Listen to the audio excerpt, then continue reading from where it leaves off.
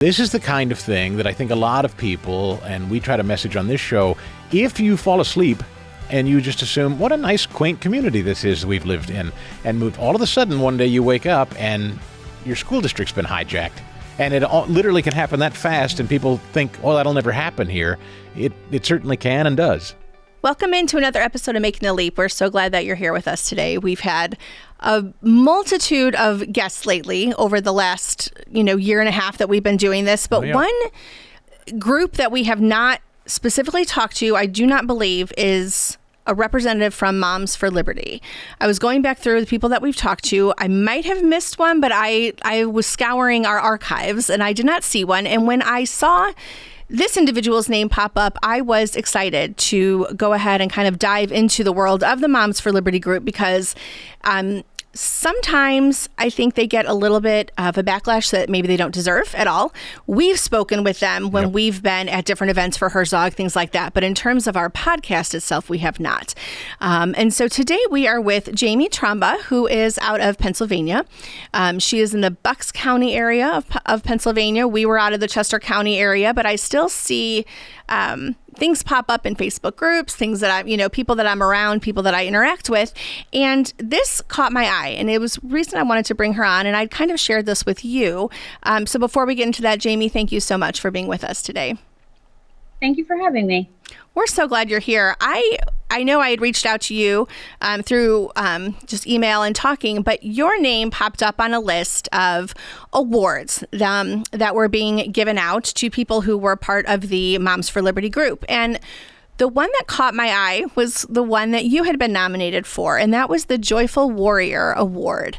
And I loved that name, and I know one of the conversations we had was that it did not progress further. You were nominated. It wasn't, you didn't win that award, so to speak. And you had said oh, do you still want to talk to me? And I said, yes, we do want to talk to you, because that joyful warrior piece, when we're talking about Christians and Christian parenting and trying to kind of handle that in the midst of everything that is happening in our world today, I think sometimes parents get discouraged.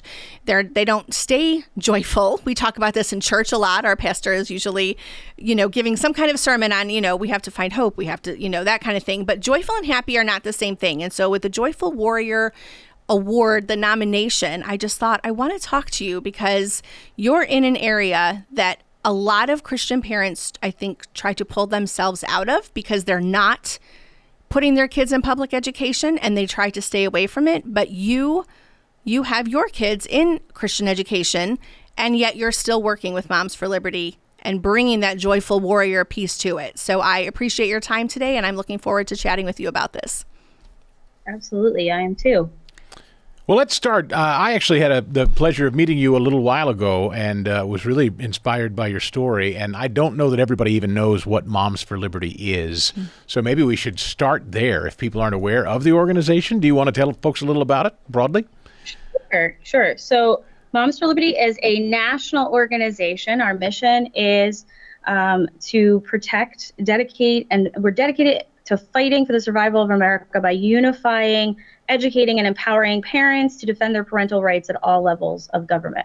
And we're not just moms. So we're moms, we're dads, we're aunts, we're uncles, we're grandparents. Honestly, we're any citizen that pays taxes. All your taxes go to your school district. So anybody is invited to join and help in the fight. Most of us that are doing this are folks that feel very called to do so. So again, we are in, I believe it's 48 states now. There's a chapter, and the goal is to have a chapter in every county. So there's over 3,100 counties in the United States. So we're working to have one in every county. And that chapter is the local voice, of parental rights and in empowering the parents, to know how to go about things in their neighborhood. It's funny when you talk about the chapters in the different counties. We were looking at that point, after Moms for Liberty had gotten started, we were looking to move. We were just kind of frustrated with where we were. And one of my gauges for areas that I was looking in was if there was a Moms for Liberty chapter started, because I knew if there was, then there were issues in that area that needed to be addressed. And I at least knew that if I was going to dive into that area with our kids, I knew that I would be able to find some like-minded people to surround myself with. And And I kind of appreciated what you were up against, because you really focus on so many different platforms and areas that parents find troubling and hard and difficult to handle. Specifically, I know in Pennsylvania, you did some work with, we've talked about this on the podcast before, the Couth topic, when we're talking about, just the mental health platforms, and that we kind of laughed about that when it first appeared on the horizon, but it's a big deal. So I always look to see, like, where's Moms for Liberty? What are they doing? Where are they at? Because if, we've got to have that investment from parents. And I sometimes forget now, when I've moved my kids out of the public school, I forget that I still really need to be focused on public school arena. I mean, we talked about that multiple times, just what we need to do. Jamie, the Moms for Liberty chapter in Bucks County has been around how long now exactly? So the chapter was started in 2021 when Moms for Liberty, shortly after Moms for Liberty National started. It went a little dormant, and then I rebooted, however you want to say it, the chapter in the fall of 2022. So since then, we've been around and kicking. We have 13 districts in our county to watch. Basically, we're the school board watchdogs. So we've maintained focus on the districts that we have active members that are looking to bring change, bring difference to the community, and empower and educate the parents on what's going on. So it's hard to watch all 13, but we try to do our best. But that's where we're at in Bucks County. And Bucks County is, of course, for people that follow politics, Bucks County, Pennsylvania is, it's often written about nationally. It's considered one of these hotbed, bellwether, flip-flop, purple to red to blue counties. It's I know in terms of school board fights, it's also an epicenter for school board fights. You've seen some very conservative, traditional school boards completely overturn and go hard the other direction. So It's an interesting county, and I don't know, politically speaking, if you could kind of describe it for folks in the status today. Yeah, so I mean, it's often described as purple county. I would say, and I'm excited to say that it's leaning more conservative in the registrations. There's been more registrations leaning red than blue. And that's something that's been in national news because of us being watched very closely. And this county is still being watched in regards to the presidential election. So yes, to your point, I mean, and to explain to folks, we're a northern suburb of, Philadelphia, Pennsylvania. So the southern part of the county is very close to the city. I would say, it's more union workers, blue collar mixed in. And then as you get more northern part of the county, it's more rural, right? Because it's about an hour, distance from, the lower part of Bucks up to the upper part of Bucks. And interestingly, it has been one that a lot of New Yorkers, people that don't know this, and when I moved to Philadelphia, I was surprised to learn how many people from New York City actually live in and commute from Bucks County, which is effectively, and as you say, a collar county of Philadelphia.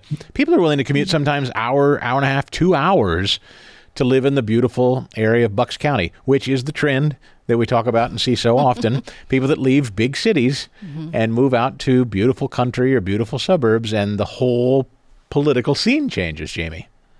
Yes, you're absolutely right. Aging myself, but I remember in the boom of the 80s with a lot of the new housing developments going up, I remember my own parents, I grew up in Philadelphia, my own parents looking around to move to Bucks County for the opportunities here. And there was a huge, boom of folks coming down from New York, and also the folks from Philadelphia, buying the single homes in Bucks County and taking, you could jump on Amtrak and go right up to New York City for the day if that's where you worked, or you could jump on SEPTA and get right into Philadelphia downtown if you needed to get there. And it's a good spot. I mean, you're only 3 hours from Washington, D.C., so you can get to New York and D.C. within, a couple hours time.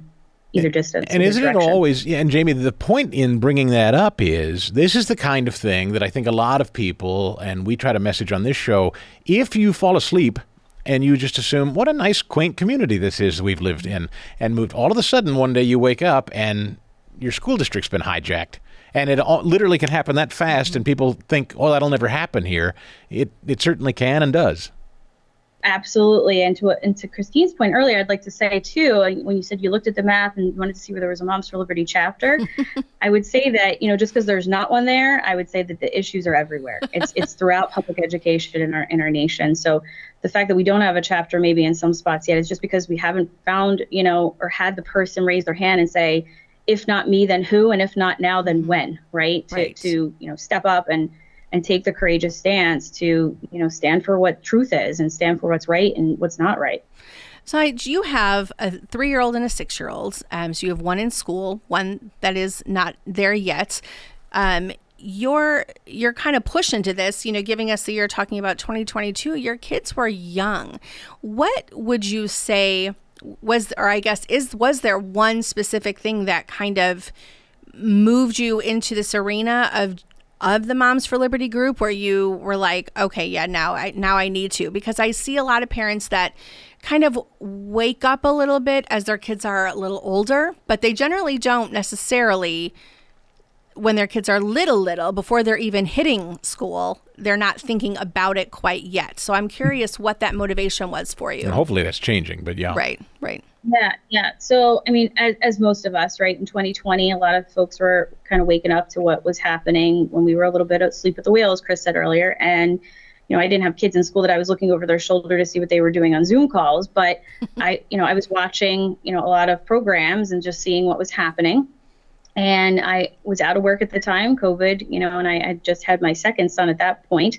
And I was really praying, and I've shared this story on a couple other things I've been on. I've got a lot of heat for it, but it's the truth. I felt very called of God. I asked him what to do with my skill set and my background. I have a heart for kids. And, though my child is not in the public school district, and I know that lots of people critique that, but I still have a heart for kids, and I know what, my beliefs and faith is. And those other children are going to do life with my children, and they're going to be in 20 years. Think about this, the folks that we're going to be in the ballot box voting for, right? So what they're learning and how they're learning things matters. It's very important to understand what's going on with them. It's a really good point about their kids are going to be with your kids. We can't, that's one of the criticisms I think of Christian school is that you isolate, put your kids in a bubble, and then they don't ever have to be around anybody else. But of course we know that's not true. They're on sports teams, they're in activities, they're at church where we can find different ideologies even there when we don't necessarily expect them to be. I think that's really important. My son joked with me, he's out of the public school system now, and he last year, the year before, he said, you're not going to show up at school board meetings, right? Like when some things would happen. And I said, well, I might. And at the very least, I'll be making some phone calls if I need to. And he's like, could you please just wait? But it's important, I think, like you said, as taxpayers to be paying attention to what is happening.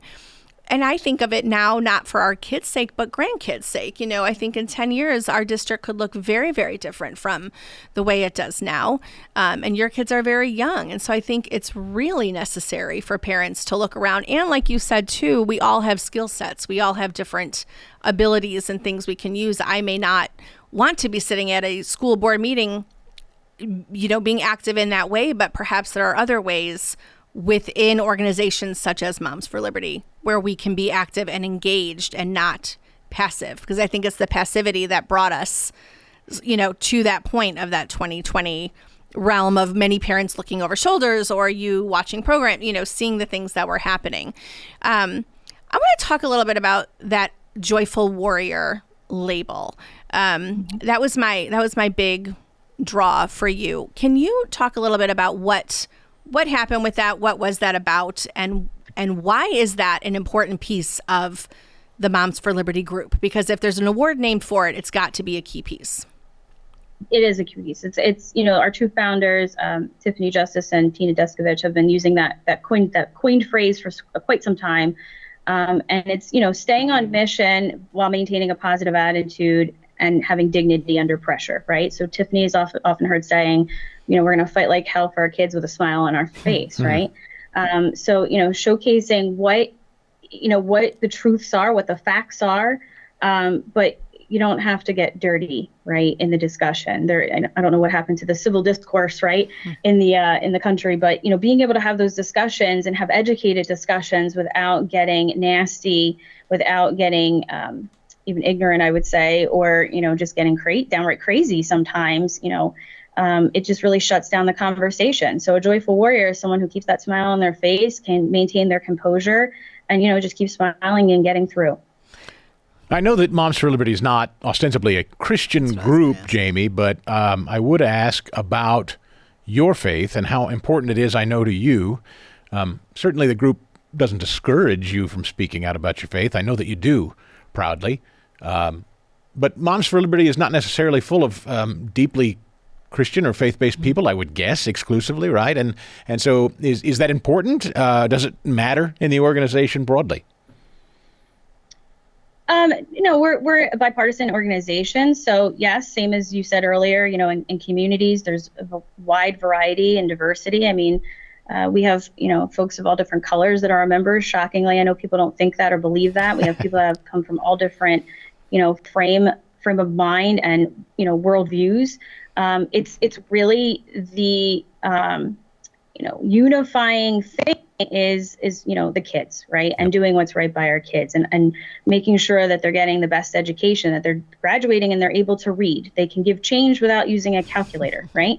It's beyond just, trying to beat other countries out in the education stats. I mean, it's getting pretty desperate when you're graduating majority of our students, and that goes for all the districts, without the reading skills that they need. I kind of touched on this before, but I want to ask you specifically. You said that there's a little bit of a point of contention that your son is not in the public school, that you instead have him in a Christian school. And I think it's actually why I stayed a little bit quiet the last few years, because I did have, kids within the public school district and a child within the Christian school district or school area. And you do, I think, as a mom, kind of feel like, well, I shouldn't really be talking about that too much. I'm doing this. So I'm assuming you get some pushback from that. And I wondered if you could talk to that a little bit, what that is like, what you hear, and why maybe it doesn't matter. Well, and in fact, I'll just jump in and add to that, Jamie, before you answer that. I know of a gentleman who was serving on a civic-minded board, I'll just leave it at that, who it was a board to literally help the public schools and teachers. However, his daughters were in a Christian school, and this board turned on him and said, you don't get to be, I mean, he was a taxpaying member of the town where he pays taxes to this school district. His fellow board members turned on him and said, get out of here. Your kids are in a Christian school. You have no voice, which is sort of amazing, but I think that's going on a lot around the country. It is absolutely going on. I mean, we saw, school board director candidates that ran last fall, here in Bucks County, that because, they had selected to not have their children partake in the public school system and paid the extra money to put them somewhere else, but they saw the problems. They want they want their tax dollars to go where it should go and their kids to go there and not have to pay extra money, right? So they ran. They saw what was happening. They thought it was wrong, so they started running. And, that was the critique. I haven't gotten that critique to my face, but I've seen it. I've heard it in certain places, and I can understand it. I can appreciate it. But at the end of the day, I still pay taxes. And like I said, my kids are still growing up in this community, and will, still be playing sports with kids, going other places, still doing life with kids, working jobs at some point with kids in this community. So again, and they're also the folks in 20 years I'm going to be voting for. So I want to make sure they're getting the best education and, are set up for success. So while I can appreciate and understand, the thought process behind it, I do think that in a lot of ways, having somebody who isn't in the school district, the public school district, in this kind of a role, it's very helpful, because when you have a parent come to you because something's happened to their child, and this has happened, quite a few times at this point that I've been, the chapter chair, sometimes they're afraid. They're afraid that there's going to be retaliation against their child. They're afraid there's going to be, misgrading of their child. And we've seen that happen. They're afraid they're going to get, kicked off of their, athletic teams, blacklisted essentially. They're, and I get that. So sometimes it's a little bit easier for somebody who's not in that, your school district as far as their child, being taught or being coached or things like that. To be able to be the voice for the other parents who, in some cases, sometimes just can't, right, or won't. But I mean, it is coming down to, I think we're kind of at a critical crossroads where, it's getting to the point where parents are going to have to start unifying together and really standing against some of these radical ideas.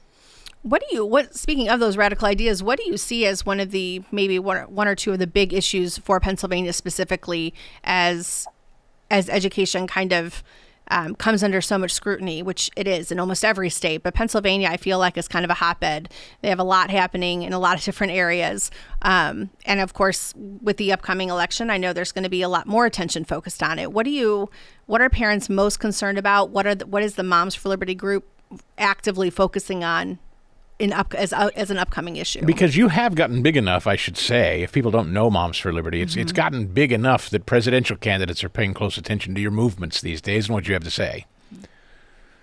Yep, absolutely. And I can only speak to my chapter and county, but I can say to you, all of these things that you're hearing in the news, all the things that you hear, conservative voices talking about, they all stem back to social emotional learning, SEL. Restorative justice, DEI, the comprehensive sex ed. This is not comprehensive sex ed. This isn't sex ed like, those of us that are in our, late 30s, 40s, had in school. This is not health class. This is, literally getting into, alternative lifestyle, sex practices. And it's not just, I remember being in school and having, Planned Parenthood come in and give you a banana and show you how to put a condom on it, right? It's well beyond that at this point. That's where you're seeing materials popping up that are, inappropriate for certain ages and age groups that don't have, in my opinion, educational value. So I would say all of those things in some way or shape or form are items that all parents are looking at. It just kind of depends the age of their child, their personal experiences, but they're all systemic to social emotional learning. Is there a why behind that, Jamie? I always like to ask. There's no right answer, although I have mine. Do you have a why people on school boards are so driven to implement and introduce these things to kids? So my personal opinion, realize that these, at least in Pennsylvania, these are unpaid volunteer positions, right? So someone's running a campaign, running for the position, getting elected. But 9 times out of 10, they're not somebody that was an educator, right? And, they're on a board, they're there to help with fiscal responsibility, with, responsibility with the curriculum, but they're not, at least I think the problem is they don't feel like they're a subject matter expert enough. So they're supposed to be taking the superintendent and, the educational experts that are in the district's, recommendations. However, because it's, pretty time intensive when it all comes down to it, as far as the meetings, the subcommittee meetings, sometimes they're in, Pennsylvania has an intermediary unit that they, participate in, at least one board member. So there's a bunch of other, it's not just a once a month for them. There's lots of things that they're involved in. But I think that they've been almost, kind of convinced that they don't have anything to bring to the table, that because they weren't a teacher or an educator by trade, that they won't be able to use common sense and, their morals and values to say, wait a minute, this just isn't right. Or tell me more about this so I can at least understand your point of view, right? They're, I think they're getting coerced in a way, to believe that what they're doing is the right thing. I don't think anybody intends to harm kids, at least I hope not. But, there's not enough, I guess, I don't want to give any excuses here, but I almost feel like until recently, where we've really seen, school board races heating up, that people are really paying attention to them. It was a pretty easy seat to win. You spent a couple $100s, you didn't even really have to report it, right? For your campaign finances, putting a few signs out, maybe, talking to some people at doors or at the polls, and you kind of slid into the position. So, I don't think it was taken in the seriousness that it should have been. And by all means, that does not mean that, school board directors had not been taking it seriously, but I think it just wasn't getting as much attention as it now is, and now it's just got such a heat on it. Did I hear you correctly? And I think, by the way, I think you're being very kind to these people. But you're saying that you think that these people who don't have an education background are trying to bring something that they believe is of substance to the conversation and the job. Is that what I just heard you say? I think they're being brainwashed into feeling like, what the educational, background degreed folks are telling them are what kids need, right? So, Certainly something like we talked about earlier, you're bringing in a mental health platform where you're not even talking to a person as we are face to face, that it's on, a chat. I mean, we all know the dangers at this point of social media on our kids.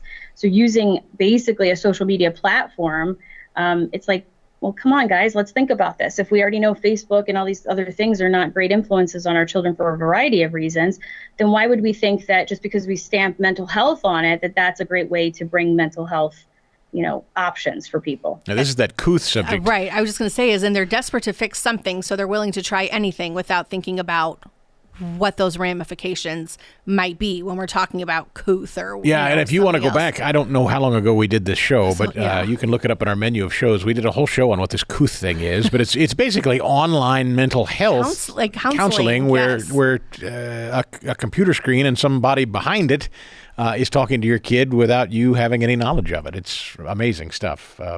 Anyway, Moms for Liberty, I would ask you to tell us, Jamie, if somebody is listening to this and they think, oh, I like the sound of that organization, but it isn't in my backyard, what do you recommend they do? You can go right on momsforliberty.org. You can check out right in the very beginning, it says Find My People. There's a map of the United States. If you don't see a chapter there that has started, then contact us.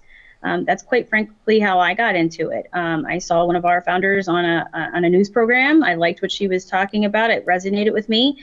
I went, and unfortunately, Bucks County was not active at that time. I filled out a form online. I had there was not a thought at that point that I'd be running the chapter. I had a great conversation with someone who called me as a follow-up, and one thing led to another, and I found myself in the leadership role. Trying to restart it. So, that's what we're looking for. The folks that these ideas, these thoughts resonate, but you just haven't figured out where do I plug in it. You'll find that, you might feel like you're a minority right now, but you'll find that you're not a minority. They want you to think that you are. There's a majority of folks, and sometimes they're just very quiet right now for some of those reasons I said earlier. Maybe some folks are still afraid of that, and it's real. I get it. Mm-hmm. The censorship, the retaliation on your kids if they're in the district, they're all very real things. But I think, this is the moment in history for us, for this generation. Again, like I said earlier, if not me, then who? And if not now, then when? And these things haven't started, like wildfires quickly. They've been, decades in the making. It's going to take us time to roll some of this stuff back. Get some more common sense, into the realm of school and how to run a school and education in general. But we're going to need courageous people that are willing to step up and do the work. Do you think younger mothers, Jamie, or parents, I guess I shouldn't say it's just mothers, but are younger generations, are you finding awake now in a way that maybe ours weren't? We Gen Xers who are parents or those who came a little after us, it seems like the elementary schools are busting at the seams in Christian education, for instance, or people that are homeschooling their kids. I'm seeing in my personal anecdotal life that young parents are making this decision early. They seem to be going in eyes wide open in a way my generation as new parents was not. Is that your experience? Yeah, for sure. I just think, all that's been spotlighted, especially in the last 4 years, I think people are more prepared and looking at it more than they were before. Again, it's kind of, like I said earlier, even the school board, elections, people weren't paying as much attention to them. And now people are paying a lot of attention to them. They want to know who's running. They want to understand their background. They want to know, what party they belong to, because in Pennsylvania they can cross file. So, they're asking those questions as they should have been all along. So I would say yes.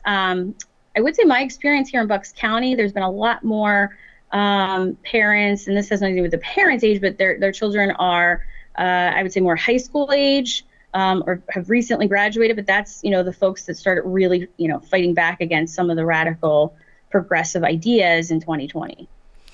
Jamie, I really appreciate your time today. I hope that for people that are listening, that this also is a benefit, just because I think we have a lot of our audience that is not, they have not decided to make that leap, so to speak. They're kind of stuck in, what do I do? And I think this is a really good outlet for somebody, especially if you are you have some of those conservative the views, right? And that this is a good way to kind of place that energy, and I think also gain a little bit of education. Yeah, and having met Jamie, I can tell you that she and I talked a little bit privately, and I remember the conversation well because Jamie is not. I think a lot of times when you lead a chapter like this, the view is that there's some sort of bombastic, brash, loud, abrasive person, and sometimes they are. But Jamie is one of these great Christian ladies with a softness to her, almost a reluctant warrior mentality. And I hence it doesn't surprise me why you were awarded what you were awarded, Jamie. Well, we appreciate. Thank you very much. Yeah, we appreciate everything you've done today. Taking the time, we will put the information for Moms for Liberty in our show notes as well. Jamie, we wish you well in the next upcoming school year here as you guys, for your own personal family, but also as you guys take on what is probably going to be quite a load of issues, I think, in the next several months to years, probably. So thank you again. Thank you again for having me. I appreciate the opportunity to talk about Moms for Liberty and talk about the real, what we're really trying to, pay attention to and harness in on.